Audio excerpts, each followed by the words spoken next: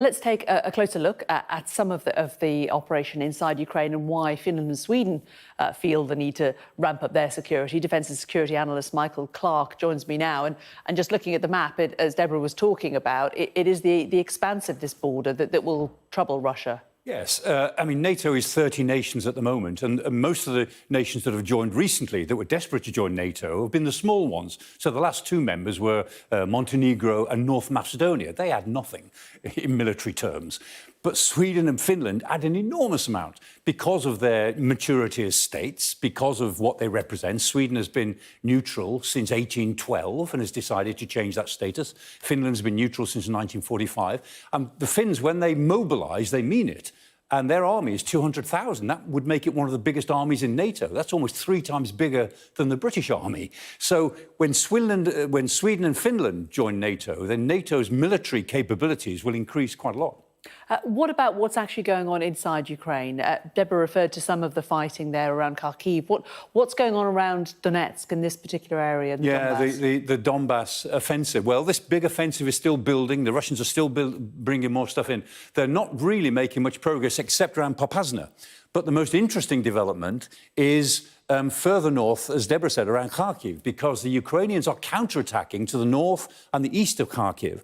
And that is really complicating Russia's communications, because their communication runs from Belgorod in Russia right through Kharkiv to Izium, which is their northern anchor for this big offensive that they're pushing forward. And the point is that these counterattacks have put that communication line within artillery range. And so what the Ukrainians are doing is they're forcing the Russians to sidestep eastwards to keep their communications lines open. It's a very good example of Ukraine's type of defence, to find a weak spot and go for it. And what they're doing is they're exploiting a weak spot, which is Russia's need to keep supplying from the Belgorod area into Izium. So they're pushing them sideways, which is not only good for Kharkiv, because it gives it a bit of a relief, but it gives Russia something to worry about further north from where they are making some gains around Popasna in the south.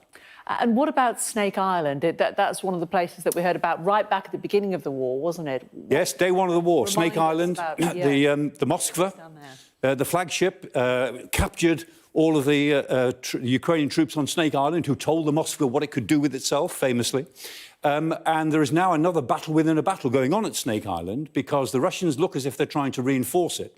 Because we can see, as where Snake Island is, that can control the sea lines and the air defences of the whole of this part of the Black Sea.